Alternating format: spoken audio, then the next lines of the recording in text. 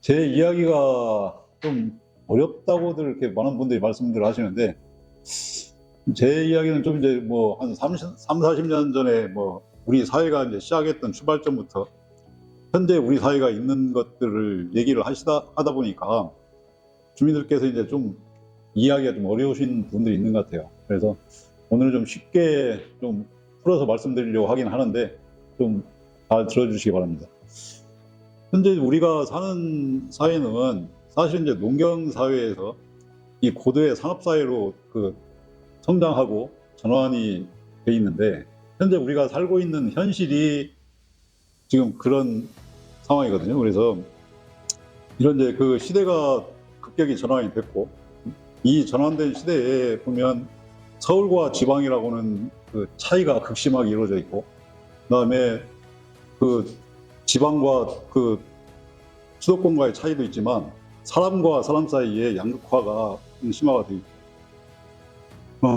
이런 그 성장의 성장통이라고 할까요? 이런 부분들이 이 전환의 결과잖아요. 그래서 앞으로 이제 이런 시대가 또 지금 빠르게 또 전환이 되고 있습니다. 그래서 이 전환의 그 낌새를 빨리 알아채고 우리가 또 다른 전환에 대비하지 못하면 이 시대 전환의 그 성장의 울타리에 타지 못했던 이 흐름을 또 놓치면 앞으로 우리의 또 10년, 20년이 또 쇠락과 낙후의 길을 또 갈 겁니다. 그래서 오늘은 이 시대 전환 얘기를 하면 어렵다고 하시는데, 이 네 글자 시대 전환이라고 하는 얘기를 화두를 삼아서 한번 얘기를 해 보려고 합니다. 근데 이제 내년에 제가 생각하는 것은, 우리가 화두로 삼아야 될 것은 이 시대 전환 중에서도 여러 가지 전환들이 있어요. 뭐 IT도 뭐 지금 뭐 AI로 전환되고 있고 여러 가지가 있지만, 우리 지역이 잡을 수 있는 그 전환의 몫이 뭐냐, 이 부분에 대한 그 후보들 간의 논쟁이 저는 필요하다고 보고, 이 논쟁의 결과가 우리의 미래를 좌우할 거라고 생각합니다. 그래서 제가 주목하는 것은 에너지가 화석연료를 사용하던 거에서 전기로 다 전환이 되고 있는 상황인데, 이 전기로 전환되는 시대에 우리 지역 주민이 직접 전기 생산에 참여해서 우리 지역, 우리 진안군의 전략 산업으로 육성하는 것들, 이 부분이 제가 주목하고 있는 부분이고, 오늘 이 진안의 미래가 아마 그 제가 얘기하는 방향이 맞다고 하면 저는 이 이야기를 오늘 한번 가지고 풀어보고 싶습니다. 정치는 없고 행정행위만있는, 정치가 작동하지 않는, 정치가 실종된 군정이다, 이런 말로 표현하면 그 적당한 표현이 아닌가 생각이 됩니다. 연속해서 행정관료 출신이 군정에 수장이 되면서 행정행위와 정치행위가 구별이 되지 못하고 있다. 그 이재명 대통령이 말한 얘기가 있잖아요. 그 행정이 굉장히 힘이 센데 그걸 비유하면 로봇 태권브이라고 보면 된다. 그런데 이 로봇 태권브이를 조정하는 그 컨트롤 타워가 누가 되느냐, 영희가 되느냐, 철수가 되느냐에 따라서 이 로봇 태권브이의 힘과 역량이 극명하게 차이가 난다. 근데 이런 비유를 했는데, 이게 행정과 정치의 영역을 저는 비유하라고 봅니다. 요즘에 주민들을 만나보면 현 군수의 무능에 대한 질타가 민망할 정도로 심하게 말씀들 하시거든요. 이번에 기본소득 시범지역 유치에 실패를 했잖아요. 근데 그 이후에 그 지난군의 대응이나 그 행태를 보면, 무주군, 옆 동네 무주군과 비교해 보면 무주군은 뭐 자체 예산으로 기본소득을 지급하겠다고 이미 발표를 했습니다. 근데 뭐 유치 전에 할 때는 뭐 떠들썩하게 뭐 들이대기도 하고 하면서, 그 이후에 기자회견 한 번 없이 하는 이런 뭐 이제 뭐 추가 지정해 달라고 요청을 한다고 하지만, 이게 또 잘못되면 우리 지방 국민들한테 2차 가해를 하는 거거든요. 희망사항만 다 앗아가는 이런 부분들. 그래서 이 군수의 어떤 정치적 판단이 없는 이런 부분들이 문제가 되는데, 주민들을 만나보시면 사실은 공무원들 욕을 해요. 근데 이 욕을 먹어야 될 주체가 공무원은 아니거든요. 이 공무원을 작동시켜야 될 군수가 정치 행위를 못하니까 공무원들이 욕을 먹는 건데, 아마 제가 생각하기에는 하나의 이제 정치의 문화라고 할까요? 공무원들을 욕하지 말고 정치 권력을 가진 정치인이 비판을 받아야 되고, 그 비판 속에서 정치가 성숙하는 거니까. 그래서 우리 사회도 좀 그런 그 비판의 방향을 좀 올바르게 좀 할 필요가 있겠다. 그래서 뭐 긍정 평가는 이 정도로 하겠습니다. 사실 그 선거 때 여론조사는 민심을 읽는 좌표잖아요. 근데 요즘에는 언제부턴가 이 민심을 움직이고 왜곡시키는 쪽으로 여론조사가 활용이 되고 있는 측면이 많은 것 같아요. 뭐 질문의 요지도 요즘에 지금 명태균 씨가 이 대한민국 그 뉴스를 들썩들썩하잖아요. 아마 그 이 질문에 대한 것도 그런 질문 같습니다. 최근에 언론에 발표된 지방군수 여론조사가 1월, 6월, 8월, 9월 4번 있었거든요. 근데 사실 첫 번째 문제는 뭐냐면 제가 생각하기에 시점의 문제예요. 1월 달에 했으면 거의 한 1년 6개월 남은 시점에서 여론조사를 한 건데, 이 후보들에 대한 평가 기준이 1년 6개월이 남은 시점에서 우리 지방 국민이 가지고 있겠느냐. 그렇지 않을 거라는 거예요. 이 평가 기준을 가지고 있는 사람은 현직 군수밖에 없습니다. 뭐 5년 이상 뭐 군정을 수행했기 때문에 그분에 대한 평가는 끝나 있는 거지만, 나머지 후보들은 뭐 인지도 싸움 정도 뭐 이렇게 될 것 같아서 시점이 너무 빨랐다. 아마 올 연말이나 내년 연초 정도 돼서 올 김장 끝나고 나면 우리 주민들도 어떤 그 내년 지방선거에 관심을 가질 건데, 그래서 시점의 문제가 있고, 두 번째는 이제 아까 얘기한 대로 4명 후보에 대한 평가 기준이 이제 많이 제공돼 있지 않아서 주민들께서 이제 뭐 합당한 여론을 지표를 가지고 있지는 않으실 거다. 이제 그럼에도 불구하고 제가 보기에는 이 여론의 그 흐름은 저는 있다고 봅니다. 첫 번째는 군수에 대한 평가는 저는 뭐 일관되게 나오더라고요. 뭐 30% 정도의 찬성 측이 있는 것 같고 50% 이상의 반대는 분명히 있는 것 같습니다. 그래서 이 여론조사를 뭐 악용이라고 할까요? 뭐 이런 부분들을 좀 방지하려고 하면, 사실 저는 이제 진안신문에 대한 얘기도 좀 하고 싶은데, 진안신문이 사실은 이제 지역 언론에서 그런 역할을 좀 해야 된다고 봐요. 이 4번의 발표를 보면 우리 지역과 아무 상관도 없는 뭐 알지도 못하는 언론사를 통해서 그 여론조사를 했거든요. 근데 이제 진안신문도 이제 저는 뭐 적절한 타이밍이 아니기 때문에 안 했다고 보지만, 오늘 뭐 이런 그 자리도 우리 지역 주민들한테 후보에 대한 정보나 여러 가지 자질을 평가할 수 있는 그런 것들을 제공하기 때문에, 여론조사 관련해서는 저는 진안신문의 역할도 앞으로도 굉장히 중요하다고 보고, 주민들께서 후보들 난립에 대해서 많이 말씀을 하셔요. 그러니까 이제 후보가 너무 난립되면 현직한테 기회를 또 주는 거 아니냐, 이런 말씀들을 하시는데, 제 생각에는 연말 연초 정도 되면 그 민심의 흐름이 어느 후보 쪽으로 모아지는 그런 계기가 마련이 될 겁니다. 그래서 국민들께서 이렇게 우려하시는 이런 부분은 조금 좀 기다려 주시면 해소가 되지 않을까.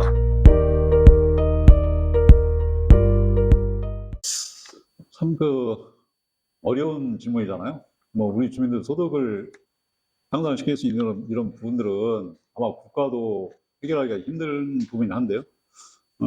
제가 아까 서두에 말씀드린 대로 나눠서 제가 한번 말씀드려볼게요. 첫 번째는 우리 사회가 지금까지 운영되는 그 구조를 보면, 이게 돈 놓고 돈 먹는 자본주의 시스템이 작동되는 거잖아요.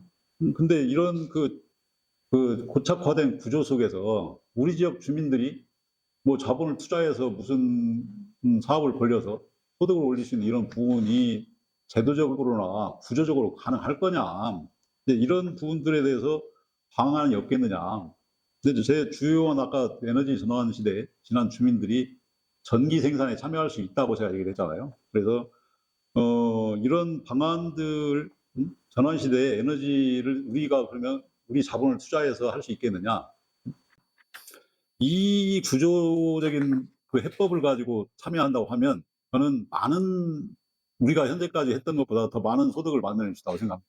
그래서 지금 용담댐 수상탄광을 제가 얘기를 했는데, 그 용담댐 수면을 이용해서 저희가 투자해서 그 발전소 하나 정도의 그 규모의 전기를 생산할 수 있습니다. 그러면 제가 얼추 계산을 해보니까 뭐 국민 1인당 매월 20년 동안 25만 원 정도의 소득을 가져갈 수 있는데, 뭐 용담댐 말고도 영동형 태양광도 있고 뭐 풍력도 있고 해서 이게 그 한 품목이 규모 있게 생산이 되지 않으면 산업으로 편입을 시키기가 힘들고 여러 갈래로 또 가치 사슬을 만들어내기가 힘듭니다. 그래서 이 전기를 생산하는데 우리 주민들이 참여할 수 있는 방안들이 있고 장소도 있고 만들어낼 수 있고, 그래서 이 부분은 구조적인 속에서 우리 지역 주민들의 소득을 만들어내는 방법들이 첫 번째 방법이고요.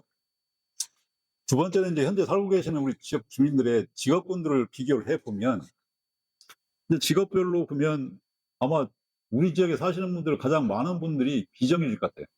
근데 이 비정규직들을 보면 뭐 10년이 지나도 월급이 똑같아요. 그래서 이 비정규직의 그 급여 수준에 대해서는 이제 대부분 군이 지출하는 부분들인데, 생활임금은 필히 지급이 돼야 된다, 이제 이 생각이 있고요.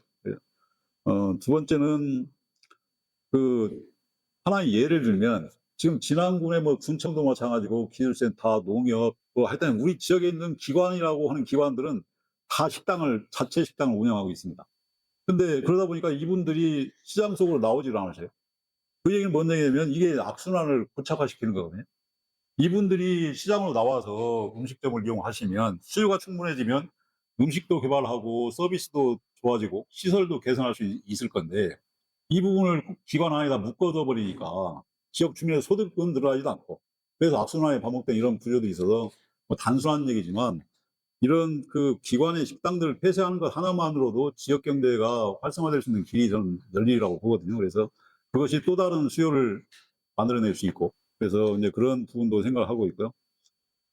진앙군청이 이제 구매하는 물품이나 이 각 기관들이 이제 구매하는 그런 물품들이 있어요. 근데 이런 부분들도 대부분이 다 외지 업체들이 다 차지하고 있는 이런 부분들. 우리는 잘 모르죠. 눈에 보이지 않으니까. 그래서 뭐 공공기관들과 진앙군이 MOU를 체결해서 지역 물품 구매 플랫폼을 만든다든가 하면 진앙군의 재정이 진안 내에서 돌잖아요. 그럼 거기에 일자리도 생기고 이 재정이 진안에 풀리니까 진안 군민들의 소득이 높아지는 효과로 바로 연결될 수도 있다. 또 그리고 요즘에 이제 나오는 화두들이 사실 이제 자산에 관계된 문제는 개인이 자기 자산을 늘리기는 힘들지만, 저는 우리 지역의 소규모 그 주민들이 적은 이런 지역들은 마을별로 공동의 자산을 구축할 수 있는 그런 프로그램들을 저는 만들어야 된다고 봐요. 그 공동의 자산이 만들어지면 어떤 효과가 있느냐? 내 소비를 줄일 수 있어요. 그 소비를 줄이면 소득이 늘어나는 결과로 이어지는 거거든요. 똑같이. 그래서 그런 공동 자산 구축 프로그램도 좀 한번 연결시켜서 생각해 볼 필요가 있겠다. 이제 우리 지역에서 보면 가장 중요한 것, 생산 품목이 농업 분야거든요.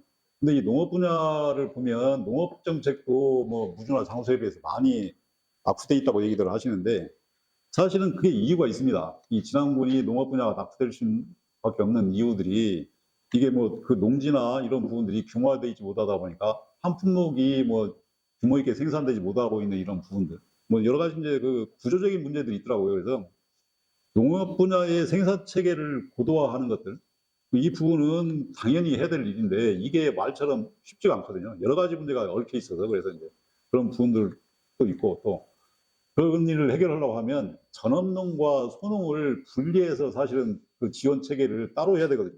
이런 부분들도 안 돼 있고, 또 이제 보조금을 받아서 농민들이 오히려 농사에 실패해서 오히려 보조금 얹어서 자기 임금까지 손해보는 이런 부분들을 좀 개선할 필요가 있겠다. 또 하나는 이제 그 농산물을 생산을 해도 유통 구조가 이제 불비하잖아요. 그래서 이런 유통 구조를 어떻게 개선을 시킬 거냐.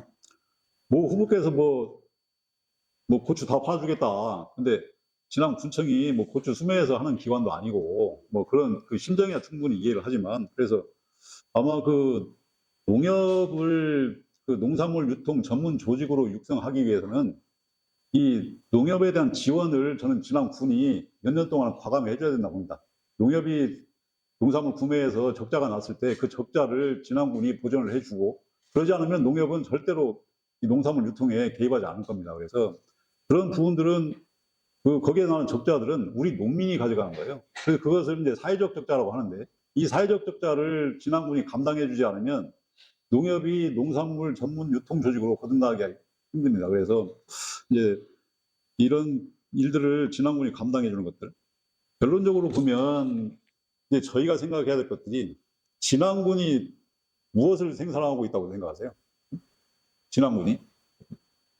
진앙군의 GRDP가 지역 내 총생산이 한 5천억 정도 된다고 그래요. 근데 거기에서 그럼 농산물 생산이 뭐 1천억, 2천억 될까요? 그럼 나머지는 다 뭐 서비스업이라고 보셔야 돼요. 뭐 소상공인이나 뭐 기관의 직장인들, 또 뭐 비정규직들, 뭐 이런 서비스에서 생산되는 부분들이기 때문에 물건이 생산되는 건 없고, 뭐 서비스업, 그러니까 결국에는 진앙군의 재정으로 진앙군이 움직인다는 거예요. 민간의 영역이 거의 없다는 거예요. 민간이 생산하는 부분이 없다는 거잖아요. 그래서 이 민간이 생산량을 늘리는 것들을 어떻게 구조화해서 설계할 거냐, 이런 부분들이 우리 진앙군의 그 소득 향상의 근본 문제라고 보고, 저는 지금 제가 보는 것은 세 가지의 법을 보고 있어요. 첫 번째는 이제 통합돌봄법은 이제 뭐 약칭해서, 이 통합돌봄법이 우리 지역의 풍경과 우리 지역의 삶을 바꾸는 데는 저는 굉장히 중요한 법이라고 봅니다. 다음번에 얘기할 거고요. 두 번째는 농촌공간 재구조화법인데, 이게 지금 마령의 지금 뭐 양돈단지 뭐 이런 그 문제들이 있잖아요. 이 부분을 해결하는 것들이 사실은 오히려 좋은 기회거든요. 이런 그 농촌공간 재구조화법이면 축산단지를 따로 모르라는 거예요. 이 생활권에서 격리시켜서 따로 모르라는 얘기고, 뭐 이제 재생에너지 지역을 또 따로 몰고, 뭐 이제 6개인가 권역으로 나눠서 이제 관리하라는 건데, 거기에 산업지구도 만들고, 그런 걸 만들 때 우리 지역 주민들이 소득으로 연결시키는 것들로 우리 공간을 재구조화하라는 거거든요. 그래서 이 농촌공간 재구조화법을 저희가 잘 활용해야 된다고 봅니다. 그리고 이제 세 번째 법이 분산에너지법이에요. 이것도 이제 더 제목은 긴데, 저희가 생산된 그 생산한, 아까 얘기한 전기를 생산해서 저희가 파는 이런 부분 있잖아요. 이 부분이 현실화되려고 하면 이 분산에너지법이 개정이 돼야 돼요. 그래서 우리 지난해 소득을 높일 수 있는 방안들과 관계된 법들이 3법들을 저희가 앞으로 좀 내년 선거 이후에 주목해서 봐야 되지 않을까 싶습니다. 아까 이제 소득 향상 부분에서 이제 말씀드린 것하고, 이제 거기 말씀 안 드린 것 두 가지만 말씀드리겠습니다. 첫 번째는 이제 우리 지역의 진앙군의 돌봄 시스템에 관계된 부분인데, 사실은 이제 저도 요즘에 공부하면서 느낀 것들이, 돌봄의 문제가 이 제공하는 사람과 제공받는 사람 간에 뭐 단순한 문제가 아니구나. 이게 이 속에 우리의 삶과 철학이 담겨 있는 거고, 이 돌봄의 시스템이 어떻게 돼 있느냐가 그 지역 사회의 수준을 말하는 게 아닌가 싶습니다. 그래서 요즘 이런 질문을 하잖아요. 당신의 마지막 집은 어디입니까? 이렇게 질문을 해보면, 요즘에 저희가 그렇잖아요. 저희들 삶이 도시에서 살고 병원에서 죽는, 그래서 자연스럽게 죽음을 맞는 법을 잃어버린 시대다.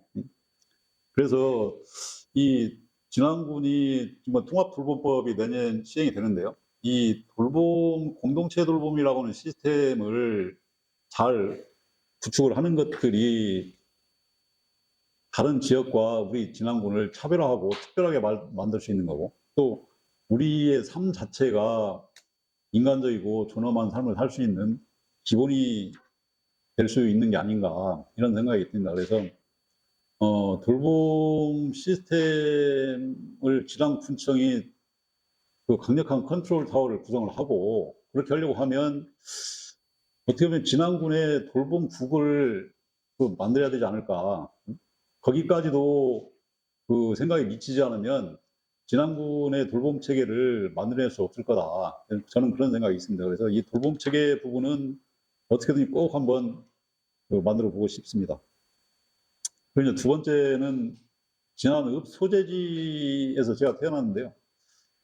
읍소재지가 지금 제가 지난해 다시 들어온 지 20년이 넘었는데도 변화가 없습니다. 그래서 지난 읍소재지를 개발을 미래의 도시로, 뭐 스마트하게 이제 컴팩트한 도시를 만들어야 되겠다는 그 공약이 있는데, 제가 또 엉뚱한 얘기일 수 있어요. 근데 지금 앞에 진안천이 있잖아요. 이 진안천이 제가 이제 학교 다닐 때 뭐 70년대에 다 미역 감고 고기 잡고 뭐 빨래하던 이런 우리들의 생활 공간이었거든요. 근데 지금 나가보시면 아예 접근 자체가 불가능하게 만들어놨어요. 그러니까 모든 오염원이 그 쏟아져 나가는 통로들, 그래서 사람들의 어떤 친수 공간에서 멀어진 것들. 아마 여러분 그 길 가실 때 지나천 안 쳐다보고 다니실 겁니다. 근데 지나천으로 들어오는 각 그 실개천들이 있어요. 뭐 도랑이나 겨울 같은 것들이 있는데, 거기도 가보면 제가 매일 가보거든요. 오늘도 용담에 가봤는데 이끼가 잔뜩 껴서 아예 사람들이 쳐다보지 않는 공간이 되어 있습니다. 그래서 진안읍 소재지를 개발하는 데 있어서 저는 진안천을 중심에 두고 개발을 해서 60년대, 70년대에 이 하천 환경으로 복원을 시켜야 된다. 뭐 이게 청계천의 얘기가 아니고요. 근데 이게 사람들이 고준식이 또 엉뚱한 소리 하네, 이럴 것 같지만 제 눈과 제 비전은 분명히 제 눈에 보이거든요. 진안천을 그렇게 만들었을 때 아마 대한민국에서 1급수 그 진안읍 소재를 통과하는 하천이 1급수에 우리들이 아무 때나 가서 발 담그고 놀 수 있는 이런 환경을 만든다고 하고 복원한다고 하면 아마 다 진짜 진안을 특별하게 하고, 아마 지리적으로 진안군은 섬진강의 상류, 금강의 상류잖아요. 이 상류가 오염됐다고 하면 하류에 있는 지역들은 자기들이 아무리 잘 관리해도 오염원을 차단할 수가 없어요. 근데 상류 지역은 우리만 잘하면 할 수 있는 거잖아요. 그래서 진안읍 소재지를 개발할 때 주안점은 진안 그 천을 중심으로 해서 진안천 주변을 다 공원화하고 그 나머지 영역으로 우리 그 소재지를 개발하는 그런 안을 가지고 있는데요. 아마 돈 그렇게 많이 들까요? 건물 하나 짓는 정도 들어가지 않을까 싶습니다. 이게 이제 뭐 소득 향상 핵심 공약 다 이제 똑같은 부류에 시작이 되는 건데요.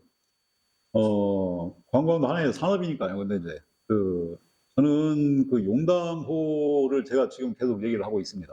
근데 이 용담호를 개발하는 것이 왜 중요하냐면, 마이산과 그 용담호 사이에 지나는 읍이 있잖아요. 그래서 이 사업 구상을 할 때 이 두 축이 있는 것과 마이산만 있을 때 이 사람들이 마이산을 왔다 그냥 다녀가는 거하고, 마이산에 왔다가 용담댐을 가는 것, 용담호에 왔다가 마이산을 가는 것, 중간에 지나는 읍이 있으니까 이 두 축을 개발하는 것은 아마 대한민국에서 이런 지리적 여건을 가진 관광지는 저는 없다고 봐요. 아마 이건 제 얘기 아니고 교수가 한 얘기예요. 그래서 용담댐이 30년 동안 방치가 돼 있었는데 이제는 그런 용담댐을 개발할 수 있는 여건이 됐습니다. 지금 이제 하수관과 100%다 묻혔고 지금 수변 구역도 지금 해제를 추진하고 있고, 그래서 시기적으로도 용담댐을 개발할 수 있는 시기가 왔다. 그래서 용담댐에 개발을 잘 해야 되는데, 얼마 전에 임실에 그 출렁다리 가봤거든요. 근데 이게 사람들이 착각하는 게 있어요. 그 관광 산업을 육성하는 데 있어서 가장 중요한 게 뭐냐? 인구가 1,000만이 관광객이 오면 이 1,000만이 쓰고 가는 돈들이 지역에 떨어져야 되잖아요. 근데 그렇지가 않다는 거예요. 그냥 와서 보고 그냥 가버리는 이런 구조가 왜 생기냐면, 우리 지역의 관광 인력, 관광 산업이 되려고 하면 우리 관광업에 종사하는 이런 그 민간 영역이 있어야 되잖아요. 근데 관광업에 종사하는 우리 진안군에 민간이 있습니까? 뭐 저기 남부마을산에 뭐 한 10대집, 북부마을산에 10대집 빼고 나면 뭐 100만이 왔는데, 이 관광객이 뭐 20몇 집, 30몇 집 장사하라고 100만 명이 오는 건 아니잖아요. 그래서 또 두 번째는, 요즘은 사람들이 진안에 가면 뭐 먹냐? 마이산에 가면 용담호에 가서 뭐 먹지를 생각하잖아요. 사실은 그 관광 인프라의 어떤 그 자연 경관이나 빼어난 경관이 있어도 그 지역의 그 생활 문화 속에 녹아져 있는 음식 문화나 여러 가지 놀이 문화나 이런 부분들이 접목되지 않으면 산업으로 성장시키기가 굉장히 힘들다는 거예요. 우리가 이걸 인식하지 않으면 뭐 출렁다리 놓고 뭐 몇십만 명이 오고 뭐 이런 시설에 투자하는 것들, 이것은 이 생각을 바꾸지 않으면 관광을 산업화하기는 힘들 겁니다. 그래서 우리가 먼저 생각을 바꿔야 된다. 건물이 우선이 아니고 우리가 어떻게 맛있는 걸 먹고 어떻게 잘 놀고 즐길 거냐는 이런 부분들, 그리고 거기에 종사하는 사람들을 어떻게 만들어낼 거냐, 이런 부분들에 주안점을 둬서 생각하는 것이 관광 산업을 활성화시키는 길이 아닌가 싶습니다. 북부마이산 지금도 뭐 지금 다 시설 얘기하거든요. 얼마 전에 뭐 용역 결과해서 뭐 그거 다 합해보니까 몇백억도 되더라고요. 근데 저는 그게 참 안타깝습니다. 그게 왜 자꾸만 북부마이산을 특별하게 하는 것이, 저는 진짜 좋은 음식 하나면 특별하게 할 수 있다고 생각하거든요. 근데 그런 노력을 뭐 지난번에 안 넣은 건 아니지만 우리 주민들과 같이 함께 하는 것들이 더 그 소중한 관광 인프라라고 생각을 합니다. 그 인구가 줄어드는 것들, 사실 이제 인구가 줄어드는 것은 어떻게 보면 저희가 할 수 있는 일이 아니에요. 그걸 인구를 늘린다고 하는 것 자체는, 인구는 조절의 대상이 아니기 때문에. 그래서 이제 그런 발상 자체가 저는 좀 위험한 발상이라고 보고, 이제 세대 간의 인구 구조의 변화잖아요. 우리 청년들이 좀 늘어나고 뭐 이제 노인 세대는 많이 있으니까, 그래서 그런 측면에서 주안점을 준다고 하면, 이제 우리 지역의 청년들이 더 할 수 있는 일이 뭘까? 근데 이제 저는 농업 분야를 저는 주목을 하고 있어요. 그래서 이 농업이 대한민국이 선진국으로 가는 길목에서 농업 선진국이 되지 않으면 저는 대한민국 선진국이 안 된다고 봅니다. 그래서 대한민국 농정도 아마 그 핵심 산업으로, 전략 산업으로 농업을 육성할 수밖에 없고, 그리고 또 농촌이 그래서 저는 기회의 땅이라고 생각을 합니다. 뭐 제 둘째도 농수한대 나와서 지난해 정착하겠다고 해서 저도 뭐 적극적으로 찬성하고 밀어주는 건데요. 근데 제가 이제 아들 친구들을 만나서 얘기를 해보면 우리 지난해 청년농들의 현실이 어떤 줄 아세요? 저번에 저희 둘째하고 얘기하다가 제가 그런 얘기를 했어요. 야, 니들은 애써서 실용물 장사도 된다. 농사 열심히 져서 실용물 장사가 돼요. 그리고 실용물 장사 되고 나면 누구도 쳐다보질 않아요. 농사 실패할 수 있잖아요. 한 해, 두 해 실패할 수 있어요. 뭐 노하우가 없어서 실패할 수도 있고, 그 친구들이 노력을 안 하는 게 아니거든요. 뭐 자연재해가 있을 수도 있고. 근데 그런 실패를 했을 때 다시 일어설 수 있는 기회를 누가 제공해 주겠어요? 부모가 부자면 해주겠죠. 근데 그 부모가 부자인 친구들이 별로 없다는 거예요. 그래서 이 청년들한테 실패의 사다리를 만들어 주는 것들. 두 번째는 이게 요즘은 이제 그 농업 분야도 부익부 빈익빈이 지금 가속화되고 있어요. 그래서 부모가 부자인 자식은 승계농이라고 해서 부모의 자산을 물려받아서 이제 더 키워가는 이런 데에 훨씬 수월하게 적용을 하는데, 이 승계농이 되지 못하는 친구들은 기댈 데가 없어요. 그래서 결국에는 행정이 부모 승계의 역할을 해줘야 된다. 근데 중요한 것은 뭐냐면, 행정이 행정도 자본주의 사고방식에 물들어 있어요. 그것은 네 일이라고, 응? 청년들 니들의 문제라고 치부를 해버리잖아요. 그래서 또 한편은 행정이 그 친구들의 현실을 잘 몰라요. 그게 뭐냐면, 이제 우리나라 국가적으로도 문제가 뭐냐면, 이 공공 데이터, 이제 그 각 개인들에 대한 어떤 여러 가지 뭐 농사를 뭘 짓는지, 얼마를 짓는지, 뭐 예를 들면 이런 부분들을 정보 공개 뭐 이런 부분들 때문에 데이터를 활용을 못 하게 돼 있어요. 그래서 우리 지역만이라도 이런 우리 지역 주민들에 대한 데이터를 활용할 수 있게 조례를 제정을 하고, 이 데이터를 활용할 수 있으면 개인한테 맞춤형 행정을 제공할 수 있는 그 정보가 생기는 거거든요. 그래서 좀 그런 쪽에서는 좀 그런 데이터를 활용할 수 있는 조례를 좀 만들어서 부모의 역할, 행정이 맞춤형 행정을 해서 좀 청년농도 육성하고 우리 지역에 그 사람이 들어올 수 있는 구조적인 문제점을 해소해 주는 역할들이 필요하다고 생각합니다. 내년 지방선거가 우리 지난 미래 10년, 20년을 좌우할 중요한 선거라고 생각을 합니다. 왜 그러냐면, 오늘 제가 시대 전환을 네 글자를 화두를 삼아야 된다고 얘기를 했잖아요.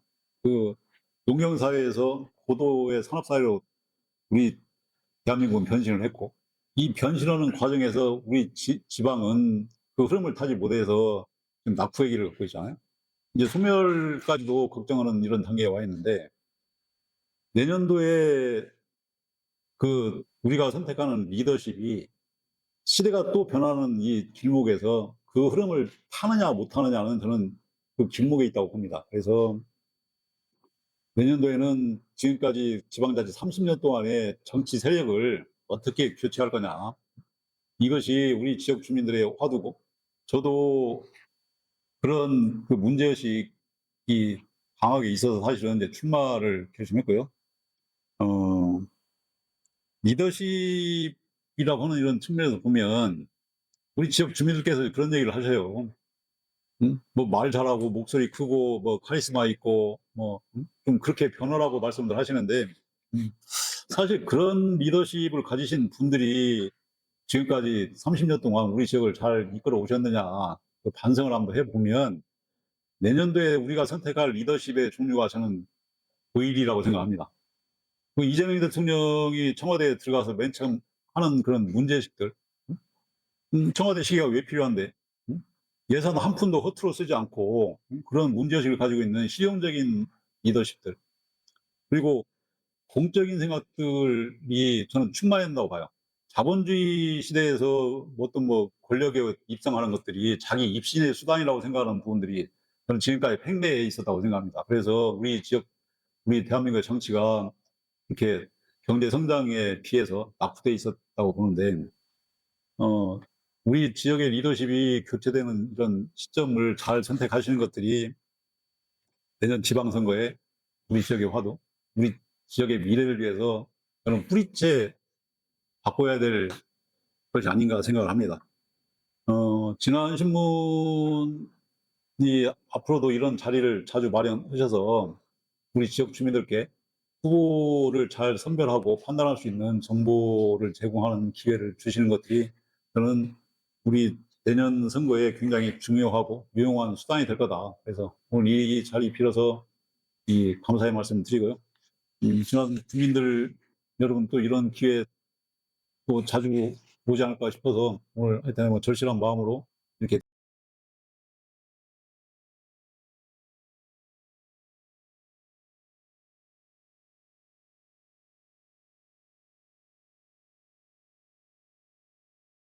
그 에너지 생산할 때 이제 유형을 말씀하셨잖아요. 태양광만 할 거냐. 근데 이제 사실 이제 우리 지역에서 할 수 있는 것들이 뭐 태양광, 풍력 뭐 이 정도지 않을까 싶어요.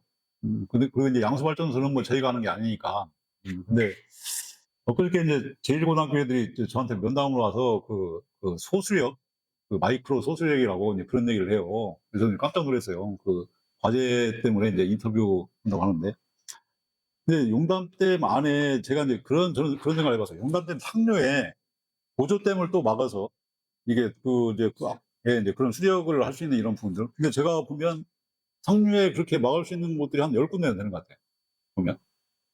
근데 그 상전 주민한테 물어봤더니 그 초창기에 그런 검토를 했었다고 하더라고요. 그러니까 그게 법적으로 가능한 모양이에요. 그래서 어 이제 제3의 물결 책을 읽어보면 거기에 이제 그런 얘기가 나오잖아요. 앞으로 이제 그 막 대규모의 어떤 에너지 생산 장치보다도 어떻게 애들이 얘기한 마이크로 수력이나 뭐 물이 흐르가는 이제 도랑물을 이용해서 이제 발전시키는 뭐 이런 부분들도 얘기하는 거거든요.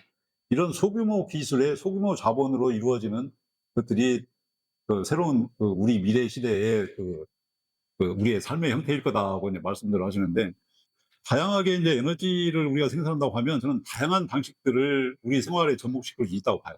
그래서 제가 이제 뭐 그냥 단순히 태양광만 얘기했는데 이 여러분들이 어렵다고 해서. 근데 아마 이게 그 질문하신 내용이 요즘은 이제 정확히 이해를 못 하겠지만 여러 가지 방향으로 저는 뭐 예를 풍력도요. 그 용남댐 안에 고립지 산지들이 많이 있어요. 아예 사람 자체가 접근하지 않는 데가 많이 있어요. 그런 데는 풍력을 설치해도 뭐 민원이나 여러 가지 뭐 이런 환경적인 피해나 이런 게 없는 데거든요. 그래서 이제 물론 이제 바람의 세기가 어떻게 될지는 모르지만 그래서 음 그런 유형별로 보면 이제 그런 다양한 생각을 하고 있다. 네, 그렇게 말씀드리고요. 기본소득 시범 지역 유치 실패의 원인이 뭐냐. 이게 이제 유형이 두 가지가 있더라고요. 공모 유형이. 근데 진안구청이 어떤 사업 계획서로 했는지를 말을 안 해요. 저는 참 그게 참 그것 자체도 우습다고 봐요.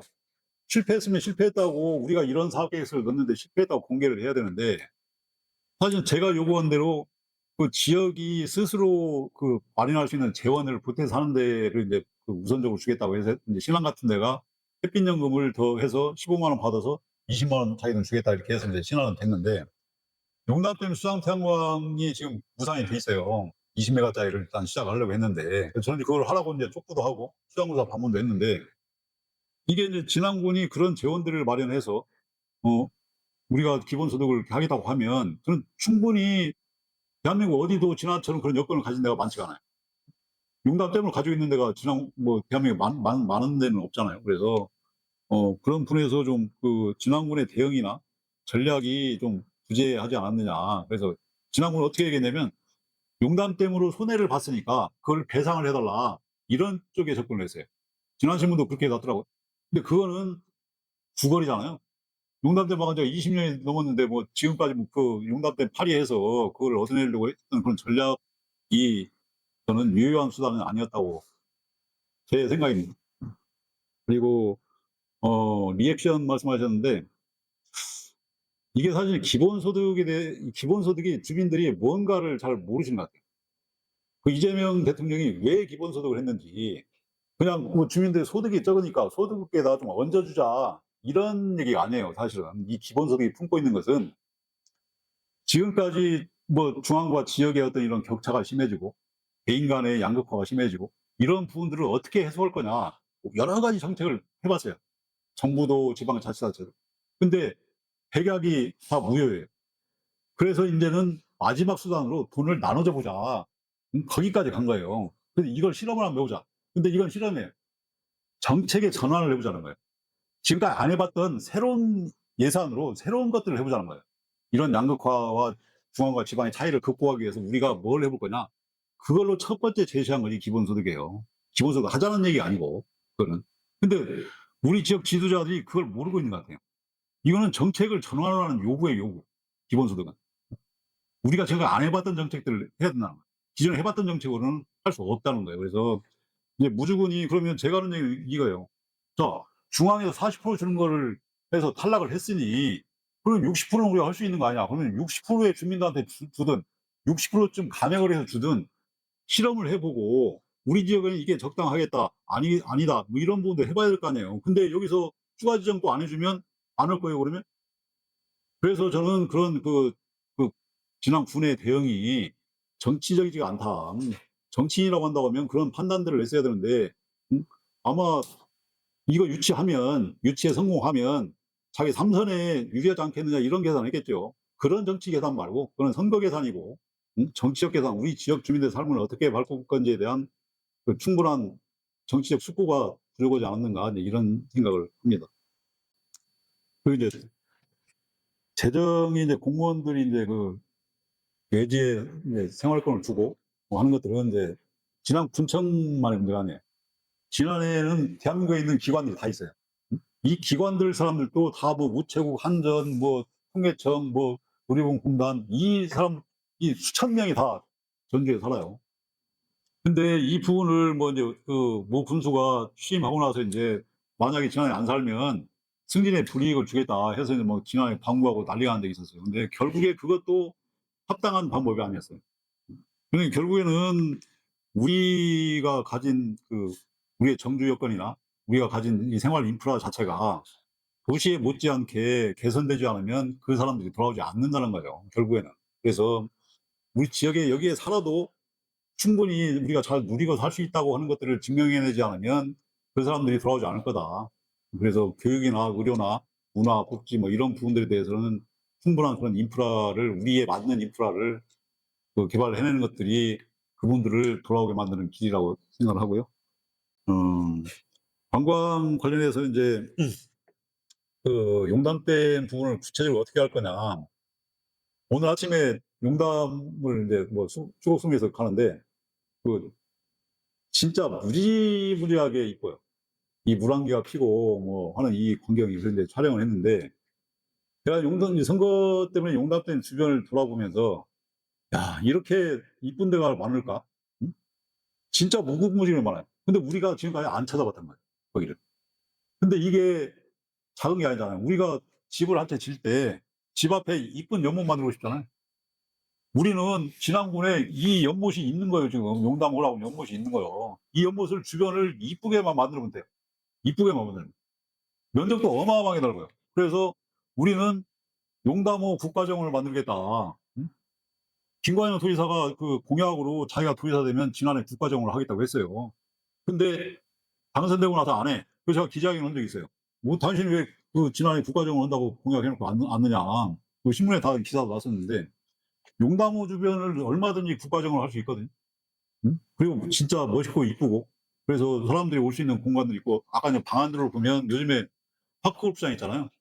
파크골프장도요. 용담호 주변에 그렇게 그 호수가 바라보는 쪽에 만들 수 있는 공간들이 어마어마하게 있어요. 그래서 그냥 그 파크골프장은 뭐 그 시설이라고 보기가 그렇잖아요. 정원이잖아요, 이게. 그래서 정원형으로 해서 뭐 할 수 있다고 하면 그런 부분까지도 고려하면 좀 그 용담호 주변이 진앙군의 진짜 큰 자산으로 만들어갈 수 있다 그런 생각을 합니다.